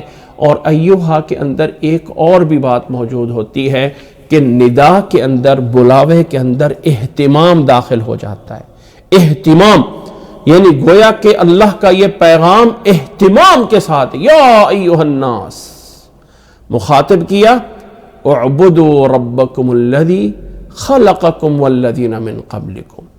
عبادت کرو اپنے اس رب کی، عبادت کرو اپنے اس رب کی جس نے تمہیں پیدا کیا ہے اور ان لوگوں کو پیدا کیا ہے جو تم سے پہلے ہیں. یاد رکھ لیں پیچھے ہم نے سورۃ فاتحہ میں پڑھا تھا کہ اللہ تعالیٰ کو ماننے کی دو چیزیں ہیں، ایک ہے توحید الوہیت اور ایک ہے توحید ربوبیت. توحید ربوبیت یہ ہوتی ہے کہ اللہ کو ماننا کہ اللہ رب ہے. کیا مانا؟ کہ اللہ رازق ہے، اللہ پالنے والا ہے، اللہ دینے والا ہے، اللہ تکلیفیں ہٹانے والا ہے، اللہ تعالیٰ مصیبتیں دور کرنے والا ہے، وہی رزق دیتا ہے، وہی کھانا دیتا ہے، وہی سب کچھ. یعنی جو رب کی طرف سے چیزیں آتی ہیں اس میں اللہ کو ایک جاننا یہ ربوبیت ہے. اور الوہیت یہ ہوتی ہے کہ بندے کی طرف سے جو رب کے لیے چیزیں جا رہی ہیں، نماز ہے، روزہ ہے، حج ہے، ذکر و اذکار ہے، اور جو کچھ ہے وہ اللہ وحدہ لا شریک کے لیے ہے، اس کے لیے توحید الوہیت ہوتی ہے. اور اللہ تعالی ہمیشہ توحید ربوبیت کو بنیاد بنا کے توحید الوہیت کی طرف دعوت دیتا ہے. اس وقت کے لوگ جو ہے، اس وقت کے مشرکین جو ہے وہ اللہ کو رب ہونا مانتے تھے. رب مانتے تھے کہ بارش کون دیتا ہے؟ اللہ. رزق کون دیتا ہے؟ اللہ. ہمیں پیدا کس نے کیا ہے؟ پیدا تمہیں کس نے کیا؟ اللہ نے. یہ مانتے تھے. لیکن جب عبادت کرتے تھے نا، وہ سجدہ کرنا ہے، نذر و نیاز دینا ہے، آگے عبادت کرنا ہے، وہ اللہ کے ساتھ دوسروں کو شریک کرتے تھے کہ یہ ہمارا سجدہ اس کے لیے، یہ ہمارا جو ہے چیز اس کے لیے، یہ ہم امیدیں اس سے لگائیں، فلاں کریں. تو عبادات میں اللہ کا شرک کر رہے ہوتے تھے. تو اللہ تعالیٰ نے جب مخاطب کیا تمام جہان کے لوگوں کو تو فرمایا ہے لوگوں اس رب کی توحید کو بجا لاؤ. اعبدو، اس الہ نہیں کہا، حالانکہ اعبد اللہ آگے زیادہ مناسب آتا ہے کہ جب عبادت کی جائے تو کس کی؟ آگے وہ الہ ہونا چاہیے، لیکن اس کی جگہ پہ رب آتا ہے کہ جس نے تمہیں پیدا کیا ہے، جب اس کی ربوبیت کو تم مان لیتے ہو تو پھر عبادت بھی اسی کی بجا لاؤ اور عبادت بھی اسی کی کرو، یعنی توحید الوہیت وہ پوری کرو اپنے اس رب کی جس نے تمہیں پیدا کیا ہے، والذین من قبلکم، اور ان لوگوں کو بھی پیدا کیا ہے جو تم سے پہلے ہیں، ان لوگوں کو بھی پیدا کیا ہے جو تم سے پہلے ہیں۔ اچھا، پھر اس عبادت کا یا اس سے فائدہ کیا ہوگا یا رزلٹ کیا مقصد ہے؟ لعلکم تتقون، تاکہ تم متقی بن جاؤ۔ اچھا، اگر غور کریں اب اس صورت پہ تو جب اللہ تعالیٰ نے صورت کے شروع میں فرمایا تھا نا ہدی للمتقین، یہ بات وہی چل رہی ہے۔ اشارہ اگر آپ دیکھ لیں اس مناسبت کو، یاد رکھیں قرآن مجید کی آیات کو اگر آپ ایک پرونا چاہیں ایک ایسی لڑی میں کہ جیسے موتیوں کی ایک لڑی ہوتی ہے تو کوئی بعید نہیں ہے، اس میں کوئی شک نہیں کہ اللہ تعالیٰ کا یہ خطاب جو ہے ایک خطیبانہ انداز ہوتا ہے، وہ بات بتائی، لیکن ان تمام باتوں میں ایک مناسبت ضرور ہوتی ہے۔ جب سورۃ فاتحہ میں اہدنا الصراط المستقیم بولا گیا تو سورۃ بقرہ کے شروع میں کہا کہ اس ہدایت کا راستہ یہ کتاب ہے، اور یہ کتاب ہدایت متقین کے لیے ہے، اور ہدایت ہدی للمتقین ہے، ہدی للمتقین ہے، اور پھر فرمایا یہ صفت لے کے علی ہدی من ربہم واولئک هم المفلحون آگا، اور ان نیگیٹو چیزوں سے بچنے کے بعد پھر جب دوبارہ رب اپنا پیغام شروع کرتا ہے تو پھر فرمایا اعبدوا ربکم الذی خلقکم والذین من قبلکم لعلکم تتقون، تاکہ وہ جو ہدایت یافتہ متقی بنتے ہیں ان کے بننے کے لیے اس چیز کو اپنانا پڑے گا، اور وہ ہے عبادت۔ اعبدوا ربکم الذی، عبد یعبد، عین با دال اس کا روٹ ورڈ ہوتا ہے عبادت کرنا، اور عبادت کہتے ہیں اللہ کو ایک جاننا، وحدہ لا شریک کرنا۔ رب ربابا سے ہے، اور الذی اسم موصول ہے، خالقکم تمہیں پیدا کیا، اور تمہیں نہیں پہلے لوگوں کو بھی پیدا کیا ہے، اور اس عبادت کا مقصد تتقون، تاکہ تم ڈر جاؤ۔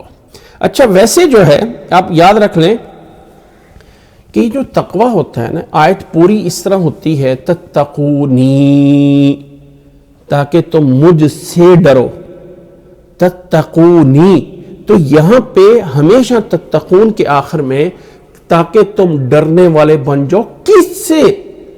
تتقونی، وہ جو آگے مفعول یا ضمیر ہے وہ حذف ہوئی ہوتی ہے، لیکن اس کا معنی موجود ہوتا ہے کہ عبادت بجا لانے کی بنا پہ تم مجھ سے ڈرو گے، اور مجھ سے جب ڈرو گے تو تتقون میں آؤ گے تو وہ تم اس متقین کے دائرے میں آ جاؤ گے، اور پھر اللہ کی طرف سے تمہیں ہدایت ملنا شروع ہو جائے گی۔ گویا کہ دونوں چیزیں لازم منظوم ہیں، بندہ کوشش کرے رب دے گا، رب دے گا، اس کے اندر وہ صلاحیت پیدا ہو جائے گی کہ رب سے لینے والا بن جائے گا، یعنی پہلی کوشش بندے کی طرف سے ہے، اور پھر اگلی مدد رب کی طرف سے ہے، اور پھر دونوں چیزیں مل کر آپس میں بنیں گی کہ اللہ کی یہ مان رہا ہے اور اللہ اس کی مدد کر رہا ہے۔ شاید وہ حدیث بھی سنی ہوگی کہ رسول اللہ صلی اللہ علیہ وسلم نے فرمایا کہ جب میرا بندہ میری عبادت کرتا ہے نا، میرے لیے کرتا رہتا ہے، تو ایک ٹائم ایسا آتا ہے کہ میں اس کا ہاتھ بن جاتا ہوں جس سے وہ پکڑتا ہے، میں اس کی زبان بن جاتا ہوں جس سے وہ بولتا ہے، میں اس کے قدم بن جاتا ہوں یعنی اس کے ہاتھ میرے حکم سے چلتے ہیں، اس کی زبان میرے حکم سے بولتی ہے، اس کے قدم میرے حکم سے چلتے ہیں۔ یہ تب ہوتا ہے جب بندہ رب کی طرف جاتا ہے تو اللہ تعالیٰ پھر اس بندے کو آ کے اپنا بنا لیتے ہیں، اور پھر اس دائرہ تقوی میں لا کے وہ مرتبہ بندے کو ملتا ہے کہ اللہ کے حکم سے اس کے اعمال نافذ ہو جاتے ہیں۔ اس کے بعد پھر فرمایا کہ اب عبادت کرو اس رب کی جس نے تمہیں پیدا کیا ہے۔ پھر دوسری بات، الذی جعل لکم الارض فراشا، الذی جعل لکم الارض فراشا والسماء بناء وانزل من السماء ماء فاخرج به من الثمرات رزقا لکم فلا تجعلوا للہ اندادا وانتم تعلمون۔ فرمایا اس رب کی عبادت کرو جیسے الذی اس کی پہلی صفت تھی، والذین من قبلکم اس کی جو ہے وہ عطف آ رہا تھا الذی خلق، اور والذین من قبلکم یہ دونوں چیزیں مل کر اللہ تعالیٰ کی پہلی صفت بن رہی ہے، اور پھر اس رب کی دوسری صفت الذی جعل لکم الارض فراشا، وہ اس رب کی عبادت کرو جس نے تمہارے لیے زمین کو بچھونا بنا دیا، زمین کو بچھا دیا، زمین کو بچھونا بنا دیا، فراشن، فراشا، اس رب سے ڈر جاؤ جس نے تمہارے لیے زمین کو فراشن بنا دیا ہے۔ فرش کہتے ہیں ایک ایسی چیز جو ایک برابر ہو، ایک بستر جس پہ انسان سوتا ہے وہ بھی انسان کے لیے فراش کہلاتا ہے، کیونکہ وہ برابر ہوتا ہے اور انسان اس پہ سو سکتا ہے۔ جس نے تمہارے لیے جعل لکم، تمہارے لیے انسانوں کے لیے بنائی ہے یہ زمین فراشن، والسماء بناء، اور پھر آسمان کو چھت بنایا ہے، والسماء بناء، اور ہم شاید وہ آیت بھی ساتھ جانیں جس میں اللہ تعالیٰ نے فرمایا ہے کہ جس نے آسمانوں کو بغیر عمد، بغیر ستونوں کے کھڑا کیا ہے۔ بھائی اگر آسمان تو اتنا بڑا ہے اور اس کے نیچے جو ہے وہ زمین طبقہ سی ہے، چھوٹا سا ایک طبقہ سا ہے، اتنی بڑی کائنات میں، تو اس آسمان کا زمین پہ ستون کا تو کوئی مطلب نہیں بنتا۔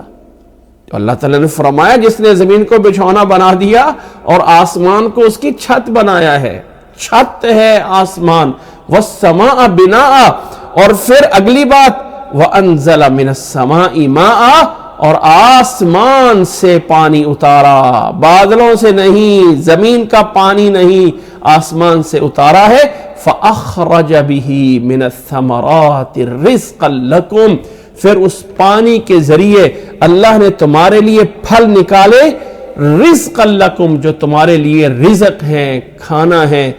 فلا تجعلوا للہ اندادا، بات واپس لوٹتی ہے اس پہلے لفظ پہ، اعبدو پہ، رب کی ربوبیت، الذی خلق سے، والذین من قبلکم سے، جعل لکم الارض سے، والسماء بناء سے، فاخرج به من الثمرات، یہ تمام اس کی ربوبیت ہے۔ وہ رب ہے پالنے والا، پیدا اس نے کیا، زمین کو بچھونا تمہیں بنا کے اس نے دیا، آسمان کو چھت اس نے بنا دیا، اور پانی اس سے بھیج کر تمہارے لیے پھل نکال دیے، اس لیے کہ اس نے اپنی ربوبیت کو پورا کیا ہے، ربوبیت کو پورا کیا ہے۔ اب یہ ربوبیت جب مان رہے ہو رب کی، تو وہ اعبدو جو ہے اب اس کو پورا کرو، اور وہ اعبدو کا پورا کرنا یہ ہے کہ فلا تجعلوا للہ اندادا۔ اب یہ فا کہا جاتا ہے فائے تعقیب، یعنی کسی کے بعد رزلٹ نکالنا، کہ پہلی بات جب یہ ہے کہ جعل لکم الارض فراشن اور خلقا اور سب کیا ہے، تو پھر رزلٹ یہ ہے کہ لا تجعلوا للہ اندادا، وہ ہے عبادت، اللہ کے ساتھ کسی کو شریک نہ بناؤ، شریک نہ بناؤ، وَأَنْتُمْ تَعْلَمُونَ، اس حال میں کہ تم یہ پچھلی والی باتیں ساری سمجھتے ہو۔ جب تم سمجھتے ہو پیدا اس نے کیا، جب تم سمجھتے ہو زمین کو اس نے تمہارے لیے فراش بنایا، جب تم جانتے ہو آسمان سے پانی وہ نازل کر رہا ہے، جب تم جانتے ہو کہ پھلوں کو وہ تمہارے رزق بنا رہا ہے، تو پھر فلا تجعلوا للہ اندادا، تم کہو کہ ہمیں تو پتہ نہیں تھا، ہمیں تو پتہ نہیں تھا، اور یہ پتہ تھا پیچھے والی چیزوں کا کہ آسمان سے کون پانی نازل کر رہا ہے، اور جب پتہ تھا کہ پھلوں کو کون اگا رہا ہے، اور جب پتہ تھا کہ زمین کو کس نے ہمارے لیے بنایا ہے، اور جب پتہ تھا پیدا کرنے والا کون تھا، تو کیا صرف اس چیز کا نہیں پتہ تھا کہ ہم اللہ کے لیے دوسروں کو بنا رہے ہیں؟ فرمایا فلا تجعلوا للہ اندادا وانتم تعلمون، اللہ کے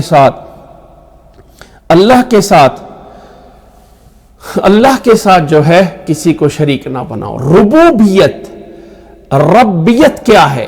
کہ رب ہونا یعنی پالنے والا ہونا، یعنی دو اللہ تعالیٰ کے دو پہلو ہیں ماننے کے لیے، دو انداز ہیں، ایک ہے اللہ کی عبادت کرنا اور ایک اللہ کی طرف سے جو چیزیں آ رہی ہیں ان میں صرف اللہ کو باندھنا.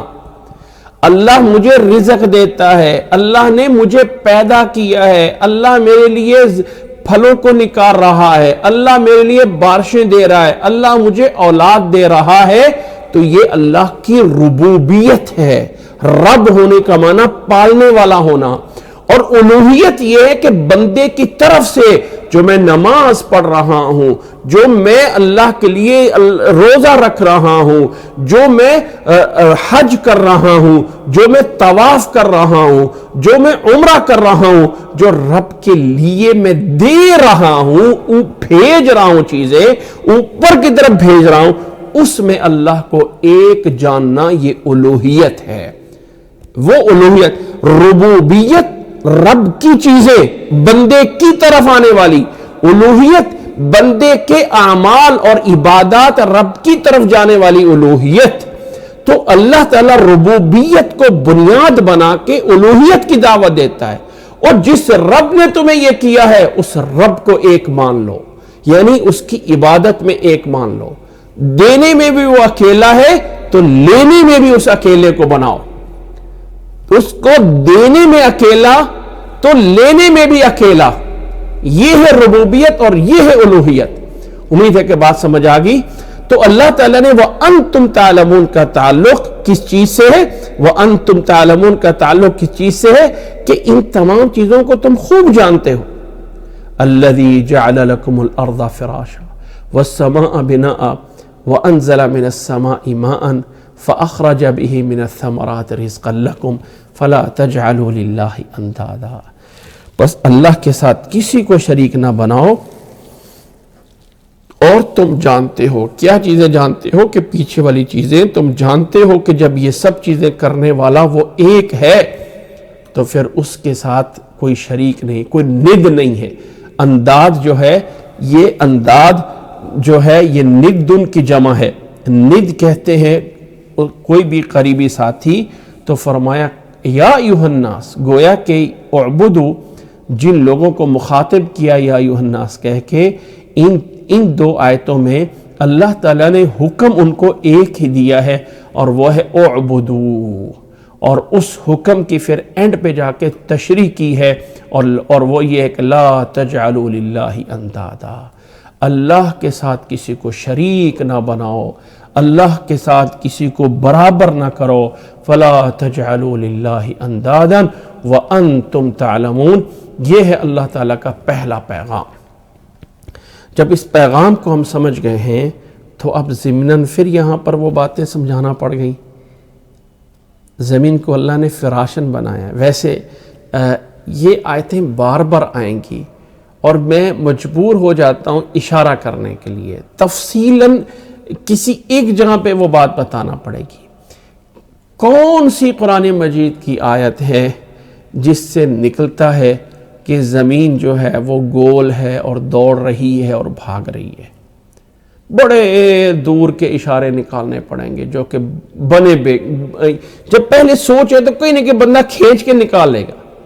لیکن زمین کا ایک مسطح ہونا, بچھونا ہونا, برابر ہونا, آسمان کا اوپر ہونا, آسمان سے پانی کا اترنا, یہ اتنی آیات میں آئے گا کہ انسان کیوں اس چیز کا محتاج ہے کہ ان ڈائریکٹ واضح چیزوں کو ماننے کے لیے اس کو ضرورت پڑتی ہے کسی دوسرے کے سائنس کے نظریات کو, اور پھر ہم ان کو کھینچ تانی کر کے اس کے برابر ان آیات کو تھوڑا سا کھینچا جاتا ہے کہ بھائی زمین کا مطلب, فراشن کا مطلب یہ ہے کہ زمین دیکھیں دوسرے بھی تو سیارے ہیں نا, چاند ہے, مریخ ہے, فلاں ہے, ان کے اوپر انسان کی زندگی کے وہ آثار نہیں ہیں.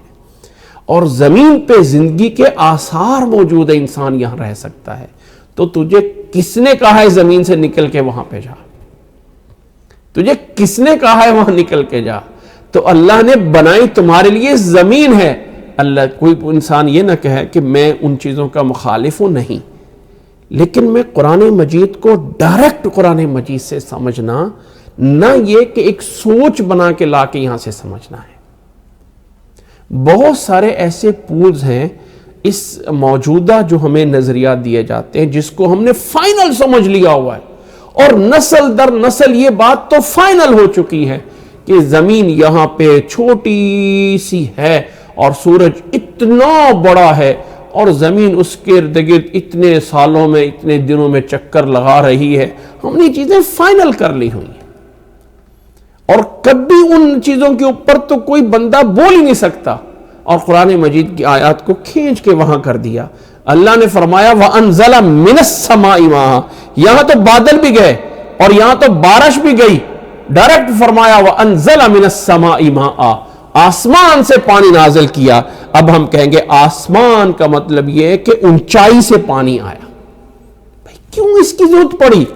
کیوں؟ اس لیے کہ ہمیں ایک سائنس کے نظریے نے بتایا ہے کہ بادلوں کے اندر جو پانی ہوتا ہے وہ زمین سے گیا ہوتا ہے بخارات کی شکل میں، اور پھر جو ہے بخارات کی شکل میں وہاں سے آیا ہوتا ہے۔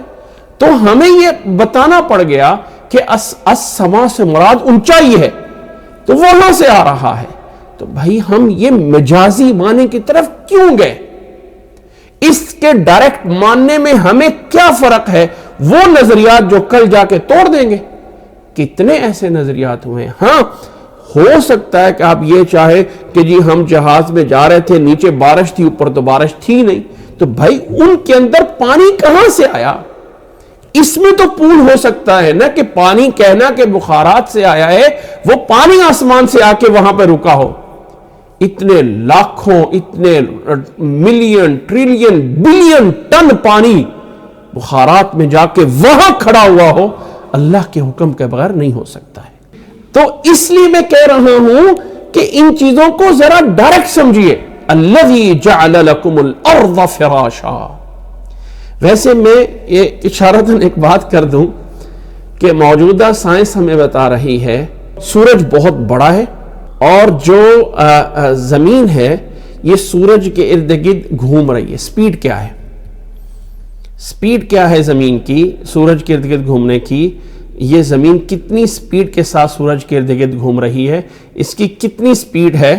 اگر آپ اس کو جاننا چاہیں کہ کتنی سپیڈ ہے جس سے جو ہے وہ زمین جو ہے وہ گھوم رہی ہے سورج کے ارد گرد، اگر میں اس کو گوگل پہ جو ہے وہ دیکھ لوں، اگر میں اس میں یہ والا لفظ دے کے گوگل پہ سرچ کر لیتا ہوں کہ زمین جو ہے وہ کتنے سپیڈ سے گھوم رہی ہے، سپیڈ ارتھ اراؤنڈ دا سن کتنی سپیڈ سے چل رہی ہے، تو ہمیں سائنس یہ بتائے گی، گوگل یہ بتا رہا ہے کہ 30 کلومیٹر پر سیکنڈ، ایک سیکنڈ میں 30 کلومیٹر، ایک سیکنڈ میں 30 کلومیٹر یہ ہے۔ یعنی اگر آپ اس کو پر آور لگا لیں تو ایک منٹ کے اندر کتنے بنتے ہیں؟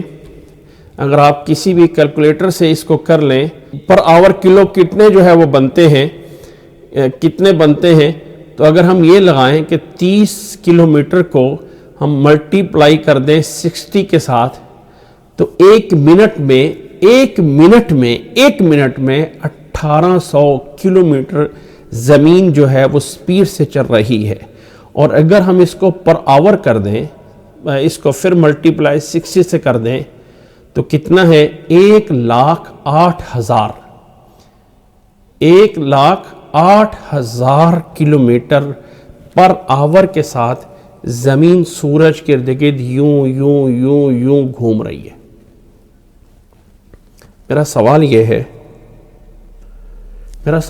ہے کہ یہ جو سیٹلائٹ ہے آیا زمین کی کشش ثقل کے اندر ہے یا باہر ہے؟ زمین کی گریوٹی کے اندر ہے یا باہر ہے؟ اگر تو یہ سیٹلائٹ زمین کی گریوٹی کے اندر ہے، تو سیٹلائٹ کو کس چیز نے پکڑا ہوا ہے؟ کیونکہ سیٹلائٹیں جتنی بھی ہیں ان کو تو کسی چیز نے، ان میں تو انجن نہیں ہے۔ اور اگر سیٹلائٹ زمین کے گریوٹی سے باہر ہے، تو جب زمین 1,08,000 کلومیٹر پر آور کے حساب سے اتنی سپیڈ سے یوں جا رہی ہے، تو وہ کون سی پاور ہے جو سیٹلائٹ کو ساتھ لے کے جا رہی ہے اور یوں چکر پورا کر رہی ہے. کیا سیٹلائٹ وہیں پہ کھڑا ہوا ہے اور زمین پوری گھوم کے آ جاتی ہے سورج کے ارد گرد اور وہ وہیں پہ کھڑے رہتے ہیں، یا وہ زمین کے ساتھ جا رہے ہیں؟ اور اگر زمین کے ساتھ جا رہے ہیں تو وہ کون سی آخر پاور ہے کہ کبھی پاک سیٹ جو ہے وہ امریکہ پہ نہیں گیا اور کبھی اسکائی سیٹ جو ہے وہ میڈلسٹ پہ نہیں آیا؟ یا کیا وجہ ہے کہ جو امریکن کی سیٹلائٹ ہے کبھی ایشیا پہ نہیں آئی ہے اور کبھی ایشیا کی سیٹلائٹ وہاں پہ نہیں گئی ہے؟ اور یہ جو ہماری نشریات جا رہی ہیں، ابھی بھی ہم سیٹلائٹ ٹی وی پہ جا رہے ہیں تو 1 سیکنڈ سے زیادہ ڈیلے نہیں ہوتی ہیں. تو آخر کون سی طاقت ہے جو ان کو زمین کے ساتھ اٹیچ کی ہوئے؟ الغرض میں ان باتوں کی طرف صرف اور صرف قرآن مجید ہمیں تدبر کا حکم دیتا ہے، اور یہ ٹائم ہمیں صرف اور صرف اللہ تعالیٰ جب یہ کہتا ہے الذی جعل لکم الارض فراشا والسماء بناء، تو نوٹ کیجئے گا کائنات کا مرکز زمین اور آسمان آئے گا. اس دنیا میں کائنات میں اگر کوئی بڑی چیزیں ہیں جو دنیا کا عجوبہ ہے رب نے بنایا تو وہ 2 چیزیں ہیں، ایک ہے آسمان اور ایک ہے زمین. آسمان زمین، آسمان زمین. اور ہمیشہ اکثر طور پہ قرآن مجید کی ایک جگہ کے علاوہ سب جگہوں پہ اکثر جو ہے السماوات جمع آئے گا اور زمین اس کے ساتھ واحد آ رہا ہوگا. زمین ایک اور آسمانیں بھی ساتھ ہیں. وَمِنَ الْأَرْضِ مِثْلَهُنَّ اللہ تعالیٰ نے قرآن مجید میں آ کے بتایا ہے. لیکن الَّذِي جَعَلَ لَكُمُ الْأَرْضَ فِرَاشًا سے یہ لہنا کہ اس کا مطلب صرف یہ ہے کہ ہم زمین پہ رہ سکتے ہیں اور باقی چیزوں پہ رہ نہیں سکتے ہیں. تو مقابلہ یہاں پر 2 چیزوں میں ہو رہا ہے، آسمان میں اور زمین میں. آسمان بچھونا ہے اور زمین بچھونا ہے اور آسمان اس کی چھت ہے. اور دوسری چیز فرمایا وَأَنزَلَ مِنَ السَّمَاءِ مَاءً فَأَخْرَجَ بِهِ مِنَ الثَّمَرَاتِ رِزْقًا لَكُمْ، اور اس نے تمہارے لیے پھل نکالے ہیں جو تمہارے لیے رزق ہیں. فَلَا تَجْعَلُوا لِلَّهِ أَندَادًا، اور لوگو اللہ کے ساتھ کسی دوسرے کو معبود نہ بناؤ. وَأَنْتُمْ تَعْلَمُونَ، اور تم جانتے ہو یہ پیچھے چیزیں. اب تعلمون کا مفعول نہیں ہے. کن چیزوں کو جانتے ہو؟ تعلمون أَيُّ شَيْءٍ، وہ کون سی چیزیں جانتے ہو؟ وہ پیچھے والی باتیں. اور وہ کیا ہے؟ زمین، آسمان، پانی کا نازل ہونا اور رب کا خالق ہونا. یاد رکھ لیں کہ یہ والی چیزیں رب کی پہچان بتاتی ہیں. یہ والی چیزیں میں اس لیے ان پہ زور دیتا ہوں کہ قرآن مجید کے احکامات، یہ نماز قائم کرو، یہ زکوٰۃ، ان کے اندر ہم جو آرڈر ہو گیا آمنا و صدقنا بس. تو تدبر کن چیزوں میں ہے؟ وہ کون سی قرآن مجید کی کیا ہم احکامات میں جب اللہ تعالیٰ نے فرمایا اقیموا الصلاۃ، نماز قائم کرو، تو اس میں کیا تدبر کرنا ہے؟ بھائی اس کو پورا کرنا ہے. وہ کون سی چیز ہے جس پہ تدبر کرنا ہے؟ دبر، نوٹ کریں، دال با را کا معنی ہوتا ہے کسی چیز کے پیچھے لگ کے اس کا اینڈ رزلٹ نکالنا. وہ کیا ہوگا کہ اس کائنات کے اندر غور کیا جائے. وہ جیسے سورۃ آل عمران کی آخری رکوع کی آیات ہے الذین یتفکرون فی خلق السماوات والارض ربنا ما خلقت ھذا باطلا. سورۃ آل عمران کی آیات کو اگر ہم دیکھیں کہ جن میں اللہ تعالیٰ نے فرمایا ربنا ما خلقت ھذا باطلا الذین یذکرون اللہ قیاما وقعودا الذین یذکرون اللہ قیاما وقعودا وعلى جنوبهم ويتفکرون فی خلق السماوات والارض. یہ تفکیر سے کیا مراد ہے؟ وَيَتَفَكَّرُونَ فَكَّرُونَ يَتَفَكَّرُونَ سے کیا مراد ہے؟ یار زمین آسمان کی پیدائش میں کیا تفکیر ہے؟ وہ یہی تفکیر ہے کہ ہم اپنے اس پہ کائنات پہ غور کریں. صرف اور صرف یہ بات لے کے بیٹھ جانا کہ بس آسمان وہ ہے اور زمین کے اوپر ہم بیٹھ کے دوڑے جا رہے ہیں 1,08,000 کی سپیڈ سے. ابھی تو یہ ون سائیڈڈ سپیڈ ہے. ابھی تو جو زمین اپنے ارد گرد گول گھوم رہی ہے نا لٹو کی طرح، وہ تو سپیڈ کی بات ہی نہیں ہو رہی. ابھی تو یہ اس کی لانگ رینج ہے جو سورج پورے کو طے کرنا ہے 1 سال میں، وہ یہ سپیڈ ہے. تو الغرض بتانا یہ چاہتا ہوں کہ تفکیر اور تدبر کیا ہے یتفکرون فی خلق السماوات والارض ربنا ما خلقت هذا باطلا، اے اللہ تو نے یہ کوئی باطل نہیں پیدا کیا ہے، سبحانک فقنا عذاب النار۔ جب اس کائنات پہ انسان غور کرتا ہے تو رزلٹ یہ نکلتا ہے، اے اللہ مجھے بچا لے جہنم سے، تو میرا رب بہت بڑا ہے۔ اس لیے قرآن مجید کا ایک پورا جز ہے جس کو ہم اگنور کر رہے ہیں، ایک پورا حصہ اور پارٹ ہے کائنات کے اوپر غور و فکر کرنا، اور اس کائنات کے غور و فکر کو صرف ہم نے اس پہ لگا دیا، سمپل دروازہ بند کر دیا کہ اب جو ہمیں سائنس نے سوچ دے دی ہے، نظریہ دیا ہے، وہاں کے دروازہ بند ہو گیا ہے، اس سے آگے ہماری تفکیر کا بات ختم نہیں۔ ان آیات کی طرح کی آیات کو سب کو پڑھتے جائیے، اور پھر اس مجازی معنی کی طرف آنے سے پہلے حقیقی معنی کو دیکھیے، یہ پورا ہو سکتا ہے کہ نہیں ہو سکتا۔ جب حقیقی معنی پورا نہیں ہو سکے گا تو پھر آپ جائیں کہ ہاں یہ مشکل ہے، یہ مراد ہو سکتا ہے، یہ پہلے پورا کریں کہ السماء بنا، آسمان چھت ہے، زمین ایک بستر اور بچھونا ہے، اور پانی نازل ہوتا ہے اس آسمان سے جس کا نام آسمان ہے۔ اللہ کو بھی پتا ہے کہ بادلوں کا نام سحاب ہے، مزجیات، سب کچھ ہے، لیکن ڈائریکٹ پانی کی نسبت قرآن کی کس آیت میں بادلوں کی طرف ہے؟ پانی کی نسبت ہمیشہ آسمان کی طرف ہو کے آتی ہے۔ وَأَنزَلَ مِنَ السَّمَاءِ مَاءً وَأَنزَلَ مِنَ السَّمَاءِ مَاءً وَأَنزَلَ مِنَ السَّمَاءِ مَاءً، ہمیشہ آسمان کی طرف نسبت ہوتی ہے۔ آخر اس نسبت میں کچھ تو حقیقت ہے نا۔ فَأَخْرَجَ بِهِ مِنَ الثَّمَرَاتِ رِزْقًا لَكُمْ فَلَا تَجْعَلُوا لِلَّهِ أَنْدَادًا وَأَنْتُمْ تَعْلَمُونَ۔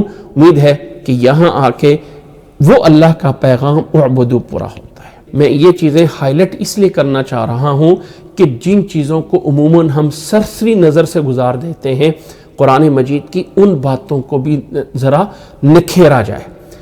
یہ ہے مین مقصد اس تفسیر میں کہ قرآن مجید کی وہ آیات جن کو ہم عام سا معنی سمجھ کے اور اگنور کر جاتے ہیں کہ یہ بات تو مسلم ہو چکی ہے، زمین ایسی ہے، آسمان ایسا ہے، بارش ایسے آتی ہے، اور یہ تو چونکہ کائنات کا ایک نظام چل رہا ہے، یہ تو ایسے ہی ہے، اور ان آیات کو ہم چھوڑ دیتے ہیں۔ انہی آیات میں رب نے تفکر اور تدبر کا حکم دیا ہوا ہے جس کو ہم پورا نہیں کر رہے ہوتے۔ اللہ مجھے اور آپ کو سمجھنے کی توفیق عطا فرمائے۔